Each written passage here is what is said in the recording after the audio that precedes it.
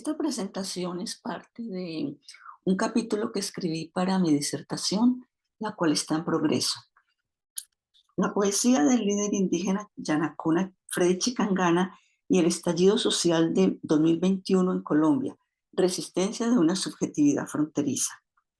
En el marco del estallido social más grande de las últimas décadas en Colombia, el líder indígena y poeta Yanacona Freddy Chicangana acompaña los procesos de resistencia desde la palabra, con la que ilumina la posibilidad de otro futuro para los jóvenes de la primera línea y todas las naciones racializadas que existen en Colombia. Las protestas de abril de 2021 contra la reforma tributaria con la que el gobierno de Iván Duque pretendía subir los impuestos a la clase media en plena pandemia de COVID-19 se convirtió en una movilización sin precedentes en las últimas décadas en Colombia. Fue un verdadero estallido social donde se juntaron diferentes demandas represadas por décadas y que van más allá de las reivindicaciones económicas. Además de exigir un Estado más solidario para lidiar con los estragos económicos por la pandemia y una reforma a la policía, las madres de los desaparecidos, los indígenas, los afrodescendientes, las sexualidades divergentes, las mujeres, los campesinos y los jóvenes luchan por un país diferente, por una democracia orgánica construida desde abajo por los ciudadanos, que responda a nuevas éticas políticas que incluyen, entre muchas otras, la defensa del medio ambiente y el patrocinio de la paz. El Estado ha respondido criminalizando las protestas y reprimiéndolas con sus fuerzas represivas, armada y judicial. Producto de este estallido social, se ha dado una verdadera explosión de expresiones culturales. La música, el humor, la caricatura, las pancartas, la literatura y muchas otras manifestaciones han florecido al calor de la acción, registrando los hechos, apoyando y fortaleciendo la resistencia. Durante este paro se creó la primera línea, un grupo de jóvenes manifestantes que protege las protestas. La sociedad comprometida ha hecho acompañamiento desde diferentes frentes. Se formaron mamás de primera línea, abogados de primera línea, sacerdotes de primera línea y poetas de primera línea.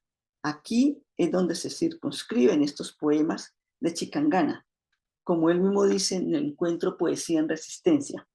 Hemos estado en primera línea, hemos hecho visible la situación de nuestros pueblos desde la poesía, desde la palabra. Hemos hecho posible que esto se pueda contar. Como poeta, Freddy Chicangana ha acompañado territorios y comunidades en diferentes procesos de resistencia, contado y visibilizado sus luchas. Por eso, él no se sorprende con esta situación que vive el país. Afirma que son hechos que por muchos años los hemos sufrido en las zonas rurales, como lo ha sufrido también el campesinado y la cultura afro. El autoritarismo, el exterminio, los asesinatos, toda esa ola que se ha generado en el país. Las regiones rurales del país siempre han habitado la zona del no ser, donde no existen mecanismos de regulación y emancipación, sino violencia estatal pura.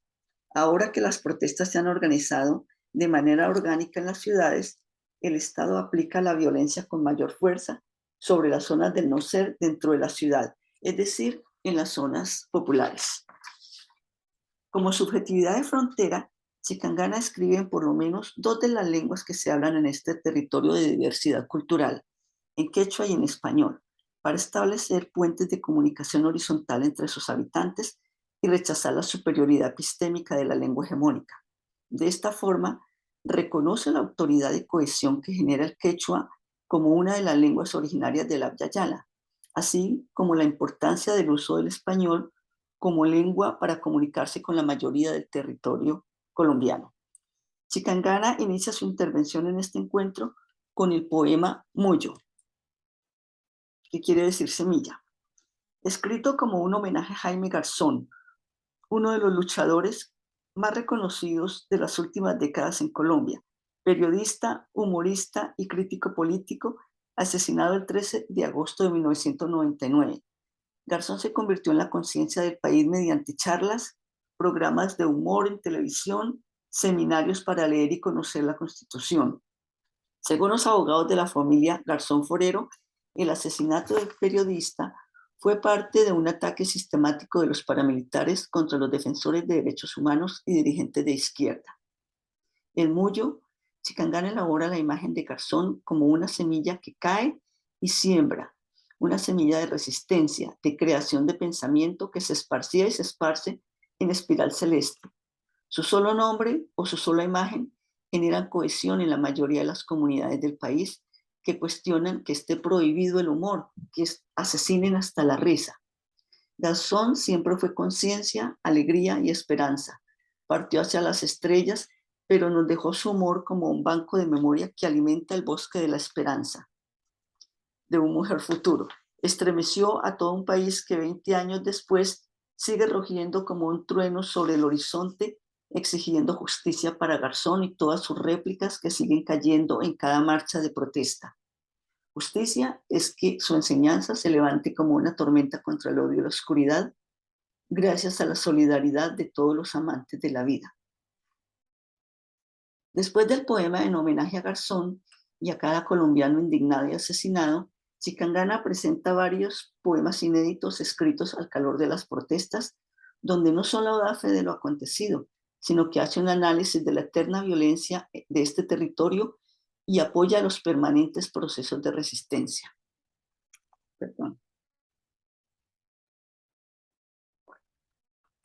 En Repitiéndose, Chicangana establece una genealogía del poder actual para mostrarnos que la civilización invasora y su poder se han ido repitiendo y adaptando a los cambios de los tiempos, pero sin perder su verdadera esencia de dominación, racismo, clasismo y patriarcalismo. Los primeros versos hacen referencia a la masacre de los hijos del sol cometida durante la invasión europea a la Abya Yala. Igualmente, a la masacre del bisonte que pastaba allá en el norte, dos genocidios que han sido trascendentales en el desequilibrio del mundo. Seguidamente, la voz lírica señala que durante el proceso de colonización, los invasores aniquilaron pueblos y culturas completas al callar las voces que en diversas lenguas cantaban bajo la luna. Desaparecieron muchas lenguas, cerrando así muchas ventanas a diversos mundos, a formas distintas de entender, ser y estar en la tierra, causando gran daño al mundo entero, no solo a los pueblos que las tenían como lenguas maternas, porque como dice Miguel León Portilla, cuando muere una lengua, la humanidad entera se empobrece.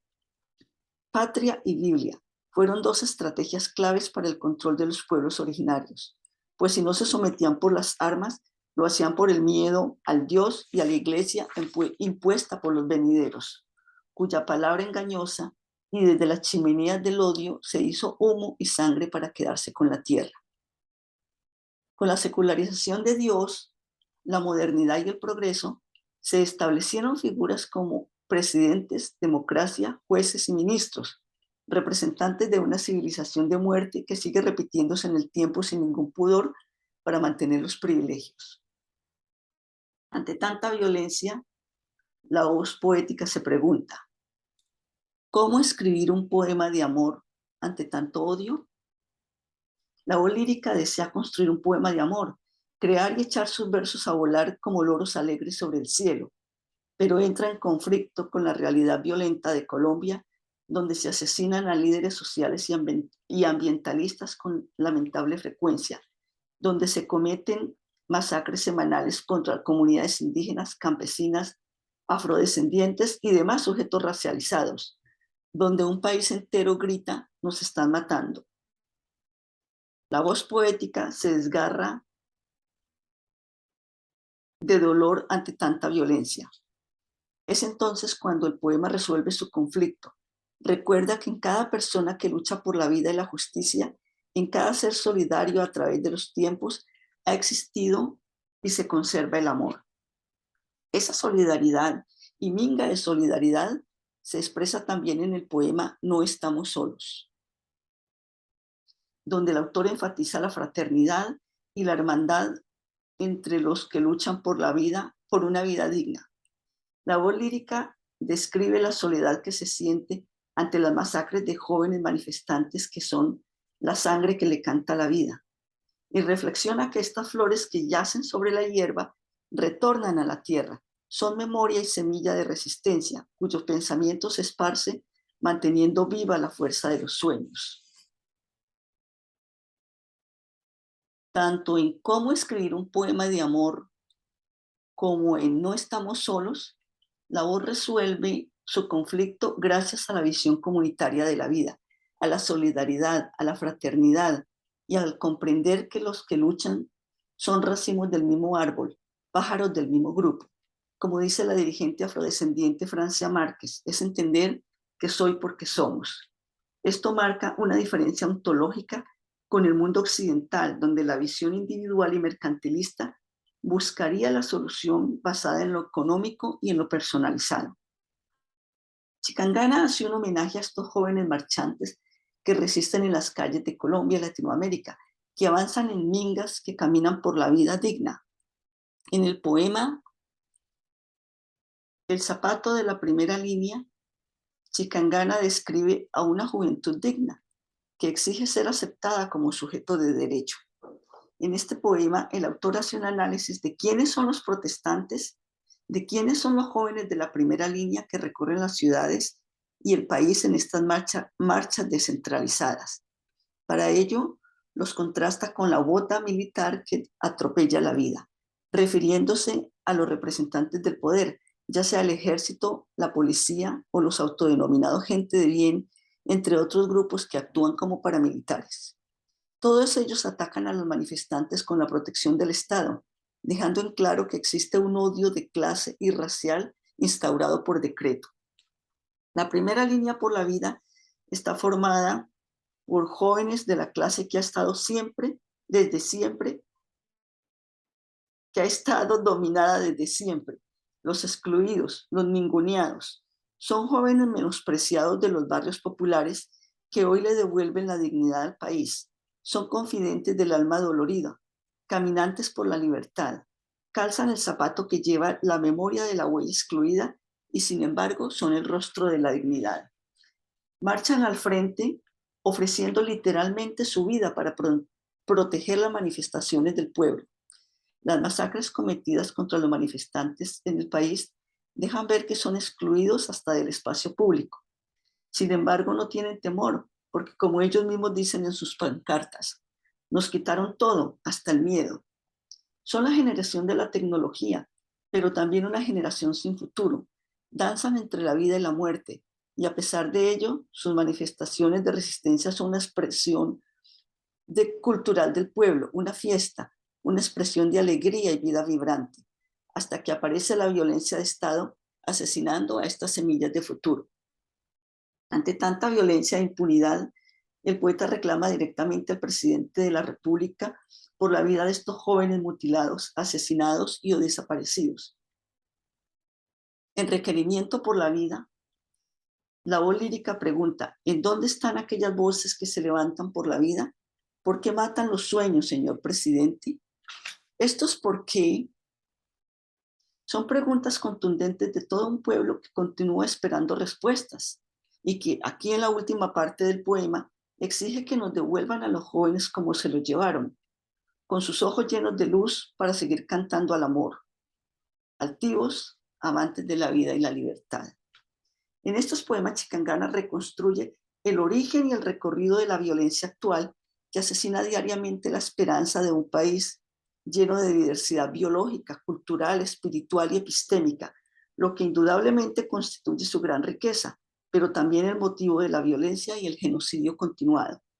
A pesar de la historia de la violencia colonial y de la estrategia del poder para mantener sus privilegios, los pueblos resisten desde sus propias cosmovisiones. En estos poemas se percibe una estrategia de resistencia basada en una cosmovisión donde la fortaleza consiste en entenderse como una colectividad, con una visión comunitaria de la vida, donde se tejen relaciones en lo local a la vez que se vinculan a la comunidad nacional.